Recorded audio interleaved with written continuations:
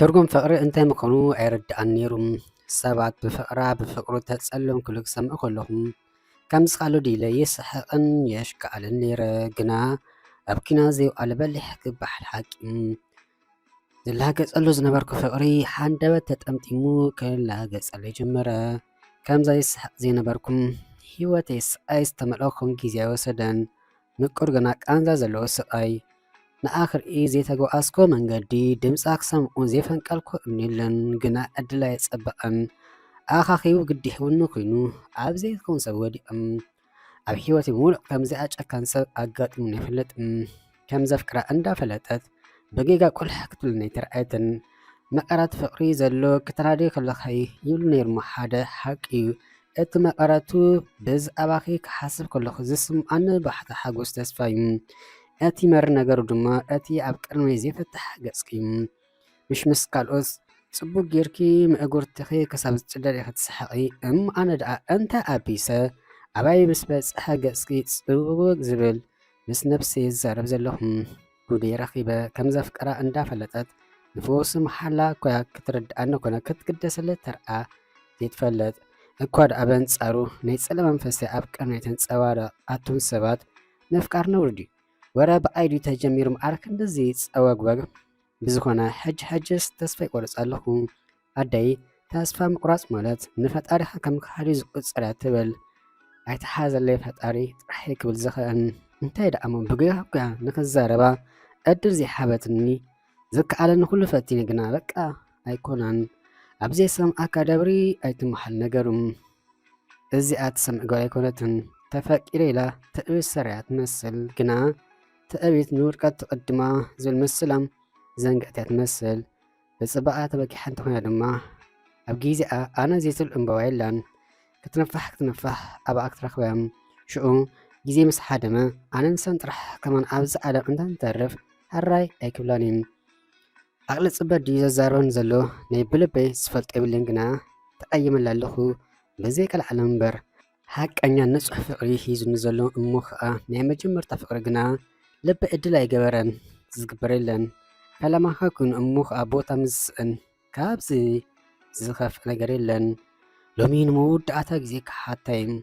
ሃራይ እንተበለ ጽቡቕ ወይን ክሓስበለ ገለ እንተኢላ ግርም እንተዘይ ኮይኑ ግን ጉዳይና ኣብዚ ክእጽም ስኢለ ግዜ ብኸንቱ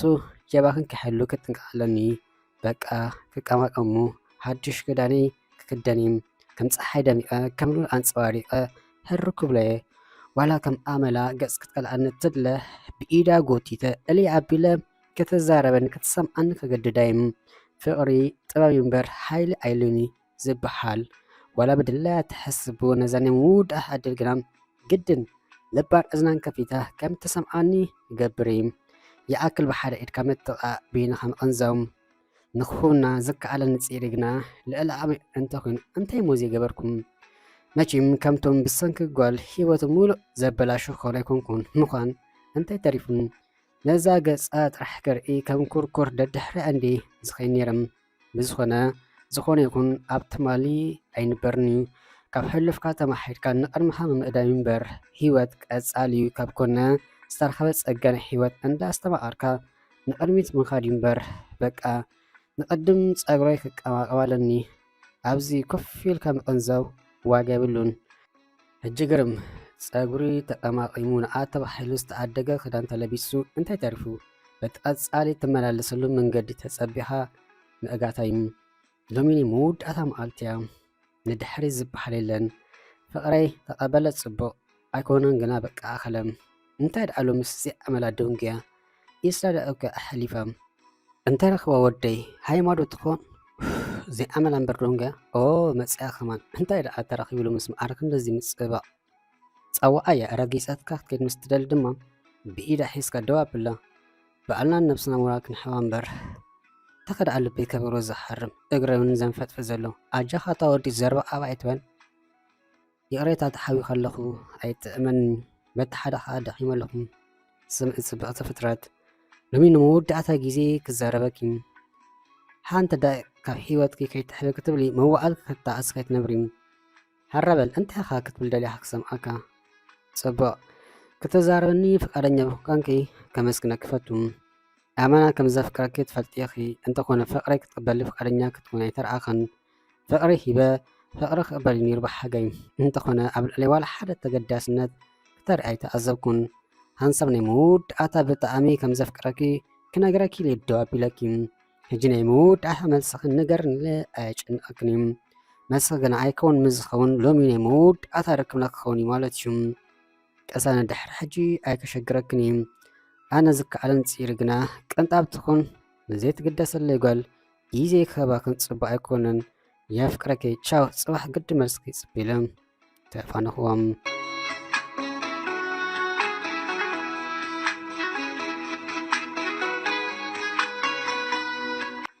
እንታይ ከም መሰብ ይባል ከይደቀስኩ ሓዲራ ኣብ ሰዓተይ ኣብታ ናይ ትማሊ ቦታ ደበኺለ ተፀበኻ ግና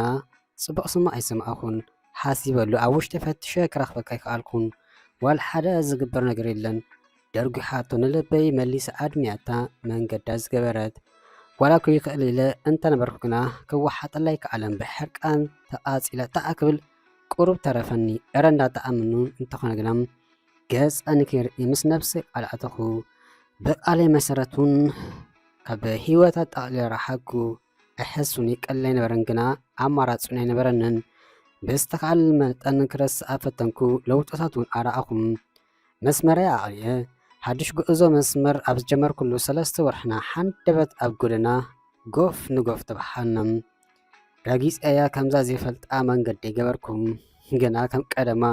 ክትፍርጠመለይ ኣይተረኣየትን ደድሕራ ይኸይድ ከምዛ ዘይነበርኩ ደድሕሪ ስኢባ ተድሓ ደዋብለት እንታይ ደኣ ከምዛ ዘይትፈልጠን ረጊፅካ ንትኸይድ እዚኣመለያ ማዕረክ እንደዚ ትዛረብ ነይራ ቀደም እንተዝኸውን ድምፃ ሰምዒ ገፃ ርኢ ምስ ተሓገዝኩ ነይረ ሕጂ ግና ፍሉይ ስምዒት ክስምዓኒ ኣይተፈለጠንን ኣነ ንስኽን ዘራኸብ ጉዳይ ብልና ፋይልና ኣቐዲሙ ተዓፂ ይመስለኒ በቃ ብሓንሳብ ካብ ሂወተይ ክትስወር ብዛዕባ ነብስኻ ጥራሕ ዳሕ ተሓስብ ኣነ ኮ ማዕረክ እንደይ ከም ተፍቅረኒ ክፍትነከ ኢለ እምበር ገፅ ዝከልኣካ ነይረ ምፍታው ደኣ ይፈተውከ ግና ቅድሚ ሕጂ ብኸማኻ ወዲ ስለዝተበደልኩ ፍቕርኻ ናይ ብሓቂ ምዃኑ ንምርጋፅ ኢለ እምበር ይፈተውከ ዝቐነኽዎ ባዕለይ ዝፈልጦ ምስ ረኣኻ ከመይ ተሓጒሰ ኣይተሕተተኒ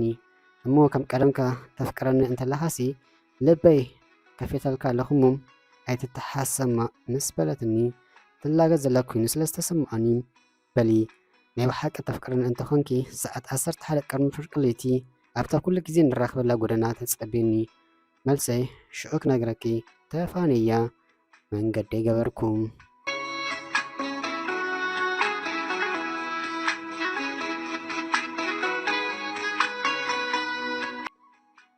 ሰዓት 10 ቅድሚ ፍርቂ ለይቲ ኮይኑ ምስ ነብሰይ ብርቱዕ ዕላል ሒዘ ክሳብታ ሰዓት በፂሒ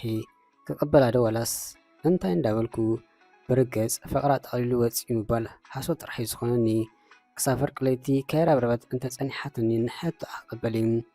እንተኸይዳ ግና ብኡ ኣቢላ ትኸይ ምባል ቆፀራ ሰዓት ኣኺሉ ከሎ ዝቕበልኩ እንዳበለ ይስራ ጎደል ንፍርቂ ለይቲ ኮነ ቀስ እንዳበልኩም ክኸይድ ብምባል ካብ ገዛ ይወፃኹ ክትፀንሐና ዝብል ተስፋ ይብልኝ ልክ ንፍርቂ ለይቲ 3 ደቂቕ ዝተረፉ ኣብቲ ቦታ በፃሕኩ ሰብ የለ ገለ ጎደና ብፅምዋ ተበሊኡ ነበረ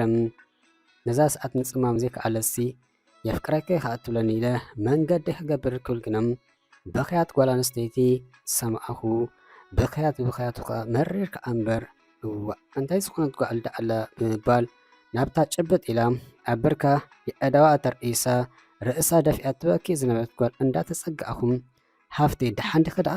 ምስ በልኩ ቀልዕ ምስ በለት ናተይ ጉድ ኮይና ፀንሐት ክትርእነን ዘይላ ክጥምጠመንን ሓንቲ ኣብ ኮይኖም ድሕረዚ እንታይ ክደግም ፅቡቅ ጌርካ ምሕቃፋይ እምበር